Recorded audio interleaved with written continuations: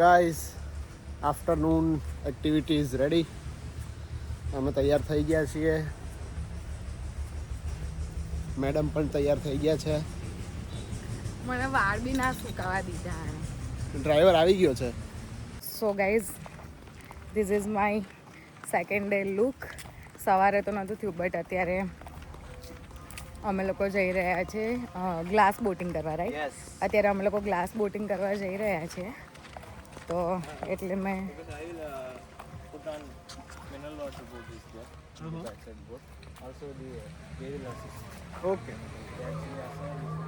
Okay. તો guys અત્યારે અમને કાર લેવા નહીં આવી, અત્યારે અમને બોટ લેવા આવી છે.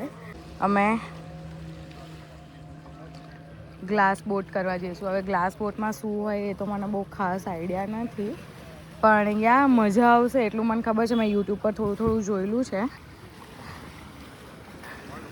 એટલે જોઈએ હવે કેવો રહે છે એક્સપિરિયન્સ. સવારનો સ્કૂબા ડાઇવિંગનો એક્સપિરિયન્સ તો બહુ સારો રહ્યો હતો. સો જા સો ગાઈઝ અમે આવી ગયા છે કોરલ્સ જોવા. સી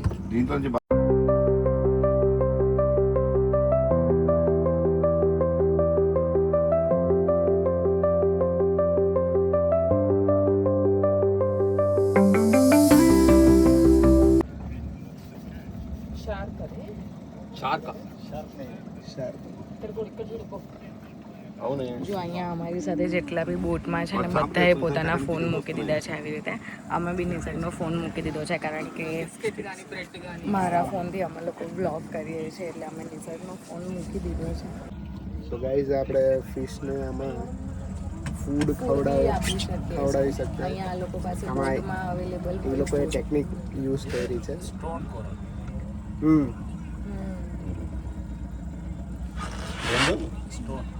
એ લોકો એવી ટેકનિક યુઝ કરી છે કે 5-10 રૂપિયાના બિસ્કિટ એ લોકો સ્ટોકમાં રાખે, અને પછી આપણે જો લેવા હોય તો એની આગળથી લઈ અને ખવડાવવાના.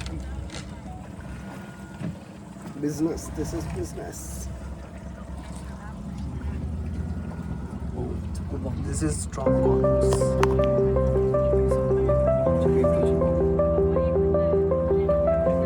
அது எப்படி ஆகும் ஸ்டோன் ரொம்ப లేదు.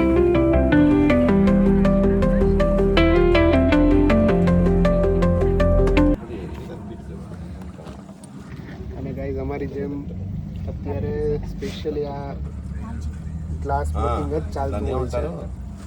સી બાજુમાં છે, બાજુમાં છે, બધે જ. આનો અમે છે ને એક અલગથી વિડીયો મૂકીશું, કારણ કે આ બધું ડિટેલમાં જોવું બહુ જરૂરી છે. અને તમે લોકો લાઈક આનો અલગથી એક આખો વિડીયો જોશો ને તો તમને એટલી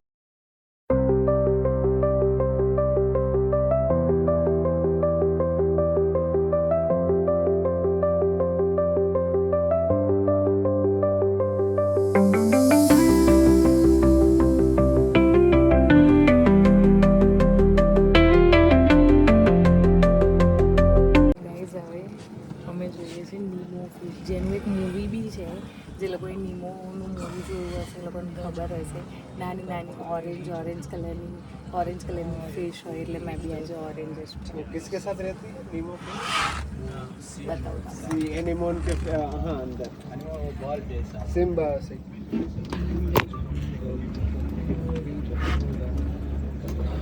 તારામાં કરો ને, મારામાં કરો. કર દીધું મારા મમ્મી.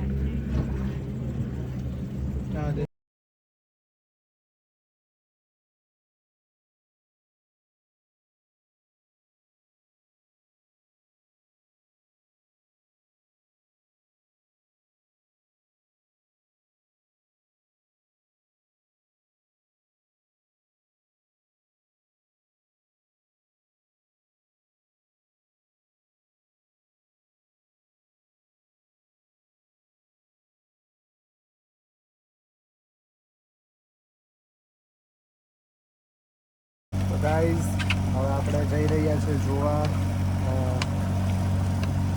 ઓશિયન ટર્ટલ્સ और દરિયાના કાચબા और सी टर्टल. હજુ જેટલા નામ હોય એટલા બોલી. જંગલી કાચબા. જંગલી નો કહેવાય, કાચબા ઇઝ અ લવલી એનિમલ. આઈ નો, પણ એમાં બી બધી બહુ ટાઈપના આવે. હવે એ તો આ ભાઈ હમણાં કહેશે ને કઈ ટાઈપના છે. પણ guys, પેલો ભાઈ જો રોકી ભાઈ, મને ટાઈપ ફોટો પાડે. આપણે હમણાં ફોટા પડાવીએ છીએ. હવે અમે આઈલેન્ડની નજીક આવી ગયા છીએ. પણ ગાઈઝ અહીંયા છે ને લાઈક બધું તો બહુ જ સારું છે, બહુ જ સારું છે. પણ અહીંયા એક વસ્તુ છે કે જો તમને મલયાલમ અને ઇંગ્લિશ આવડતી હોય ને તો જવાય. લાઈક આ લોકો હિન્દી બી સમજે છે થોડું સાઉથ થોડું. ઇન્ડિયન પણ અહીંયા સાઉથ ઇન્ડિયન પીપલ વધારે છે. મલયાલમ લોકો લાઈક મલયાલમ લેંગ્વેજ બહુ જ યુઝ થાય છે. સો અહીંયાની પબ્લિકને બહુ હિન્દી જ લાઈક થોડું હિન્દી બી બહુ જ ઓછું સમજ પડે છે. સો તમને ઇંગ્લિશ કે સાઉથની કોઈ પણ લેંગ્વેજ આવડતી હોય, લેંગ્વેજ કે કોઈ બી લેંગ્વેજ આવડતી હોય ને મે બી થોડું બેનિફિટ થઈ શકે.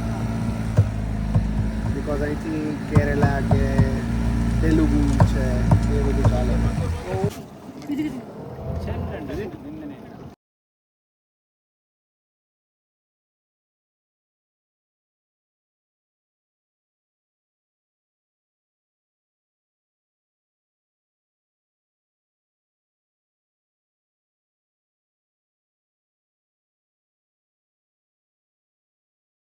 સો ગાઈઝ, બોટવાળાએ અમને અહીંયા એક આઇલેન્ડ ઉપર છોડી દીધા છે.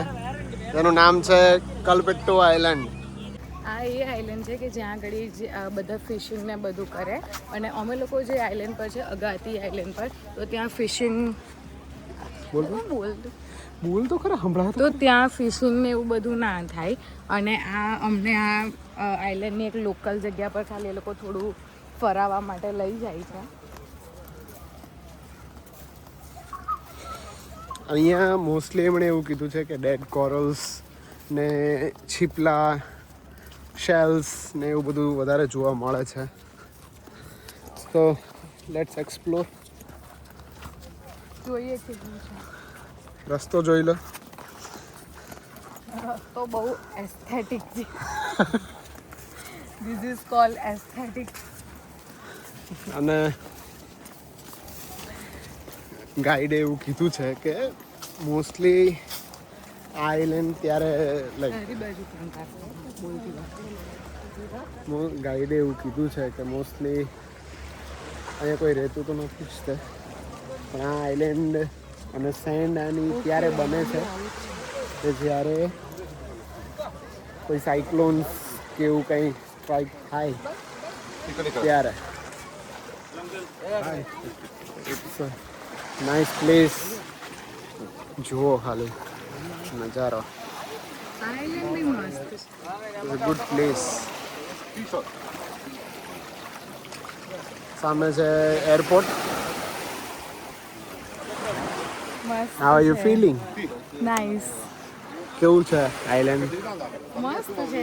ઓકે. આપણું અને આઇલેન્ડ ધી મેઇન બેસ્ટ છે. મેઇન વસ્તુ છે જે જોવાનું છે એ છે આ બધું આ આ છે ડેડ કોરલ્સ. Dead corals. ત્યાં છે શિપ.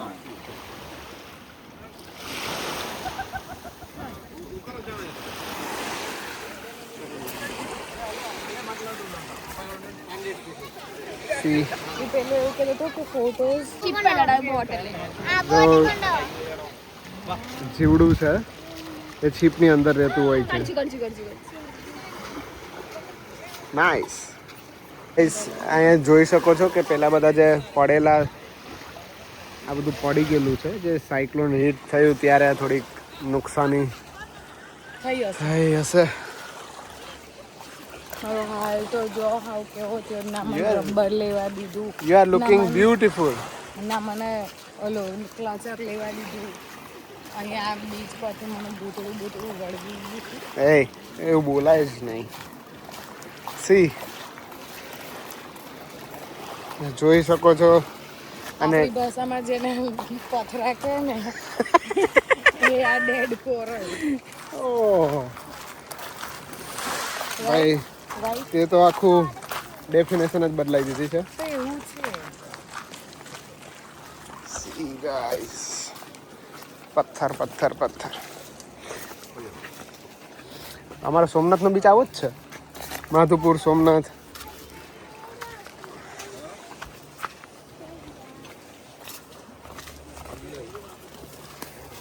બીજું એસ્થેટિક રસ્તો આવે. લે તારા ફોટા પાડ લો. ઓ માય ગોડ ગાઈસ, અમે આવી ગયા છે કલપટ્ટુ આઈલેન્ડની બીજી બાજુ. જંગલમાંથી હાલતા હાલતા લઈ આવ્યા છે અમને અમારા ગાઈડ. તો આનો પ્લાન એવો જ છે મને લાગે છે, થકાવો હલાવી હલાવીને અને પછી ખવડાવી દો, ગમે એવું ખવડાવીને. બોલો, આ દરિયાને જોઈને તમે કંઈ કહેવા માંગશો? શું સારો છે, પણ મારો જ આઈલેન્ડ સારો છે. મારો મીન્સ અમે જે આઈલેન્ડ પર રોકાયા છે ને એ જ સારો છે. આ બી નાઈસ છે, પણ અહીંયા ડેડ કોરલ્સ ને બધું વધારે છે ને, તો આમ થોડું ગંદકી જેવું લાગે છે. ઇન શોર્ટ મને એવું લાગે છે કે આ આઈલેન્ડ ડરાવવા માટે છે. હા, એકચ્યુઅલી ખરેખર આ તો Scary. આમ થોડો સ્કેરી આઈલેન્ડ છે. પણ અમે ગુજરાતના છીએ, બરાબર? તો આ લોકોએ હજી આપણો હોલિડે કેમ્પ જોયો નથી. તો જેણે જેણે જોયો હોય એ કમેન્ટ કરજો કે સ્કેરીએસ્ટ બીચ તો ગુજરાતમાં જ છે, હોલિડે કેમ્પ. આવે છે એમાંથી લેવું. હા ગાઈસ, થાકી ગયા. સારું હતું, મસ્ત બીચ હતું, પણ ચાલવાનું બહુ જ હતું ને બી આટલી સાંકડી ગલીમાંથી. હું તો 2-3 વાર ફરતા રહી. અહીંયા સરસ છે, પણ અહીંયા એવું લુક નહીં આવતું જેવું પેલા બીચનું આવતું હતું.